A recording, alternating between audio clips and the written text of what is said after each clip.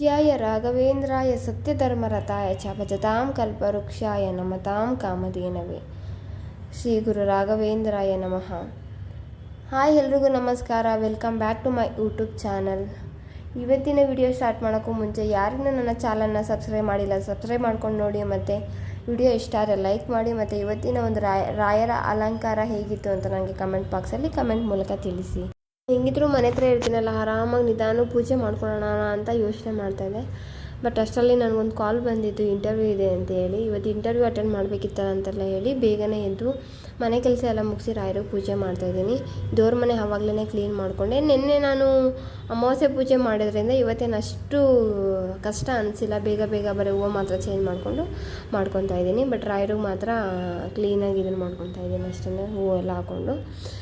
ನೆನ್ನೆ ನಾವು ಹೂ ಕಟ್ಟಿದ್ದೆಲ್ಲ ನಾನು ನೆನ್ನೆನೇ ಹಾಕಿದ್ದೀನಿ ನಿಮಗೆ. ನೆನ್ನೆ ವಿಡಿಯೋದಲ್ಲಿ ಫ್ರೀ ಇದ್ದಿದ್ದರಿಂದ ನೆನ್ನೆನೇ ಬೇಗ ಬೇಗ ಹಾರ ಎಲ್ಲ ಮಾಡಿಟ್ಕೊಂಡಿದ್ದೆ. ಏನಾಯಿತು ಅಂತ ನಾನು ನಿಮಗೆ ನೆಕ್ಸ್ಟ್ ವ್ಲಾಗಲ್ಲಿ ತಿಳಿಸ್ಕೊಡ್ತೀನಿ.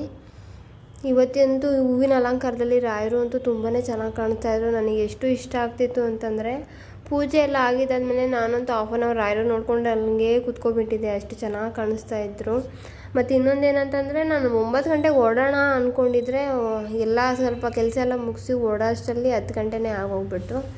ಸರಿ, ಅಲ್ಲಿಂದ ಹೋಗೋಷ್ಟರಲ್ಲಿ ಮಲ್ಲೇಶ್ವರಂಗೆ ಹೋಗ್ಬೇಕಾಗಿತ್ತಲ್ಲ, ಹೋದೆ. ಇವತ್ತು ಬೇರೆ ಚಪ್ಪಲ್ ಬೇರೆ ಹಾಕಲ್ಲ, ಹೆಂಗೆ ಓಡಾಡ್ತೀನಿ ಅನ್ನೋದೇ ಅನಿಸ್ಬಿಟ್ಟಿತ್ತು. ಬಟ್ ಓಕೆ, ನನಗೇನು ಅಷ್ಟು ಕಷ್ಟ ಏನು ಅನಿಸಿಲ್ಲ, ಆರಾಮಾಗಿ ಓಡಾಡ್ಕೊಂಡು ಬಂದೆ. ಇಂಟರ್ವ್ಯೂ ಮುಗಿಸ್ಕೊಂಡು ಡೈರೆಕ್ಟ್ ನಾನು ದೇವಸ್ಥಾನಕ್ಕೆ ಹೋಗಬೇಕು ಅನ್ನಿಸ್ತಾಯಿದ್ದು, ತುಂಬ ದಿನ ಆಗಿತ್ತಲ್ಲ ಅಂತ ಹೇಳಿ ಡೈರೆಕ್ಟು ಹಂಗಿಂದ ಮನೆಗೆ ಬರಲಿಲ್ಲ, ಡೈರೆಕ್ಟ್ ದೇವಸ್ಥಾನಕ್ಕೆ ಹೋಗಿ ರಾಯರು ದರ್ಶನ ಮಾಡಿಕೊಂಡು ಪೂಜೆ ತುಪ್ಪದ ದೀಪ ಹಚ್ಬಿಟ್ಟು ಬರೋಣ ಅಂತ ಹೋಗಿದ್ದೀನಿ. ಬಂದೆ ದೇವಸ್ಥಾನ. ಇವತ್ತೇನು ತರ್ಸ್ಡೇ ಆಗಿದ್ದರಿಂದ ಯಾವಾಗಲೂ ನಾರ್ಮಲಾಗಿ ತುಂಬ ಜನ ಇರ್ತಾಯಿದ್ರು ತರ್ಸ್ಡೇ ಟೈಮಲ್ಲಿ.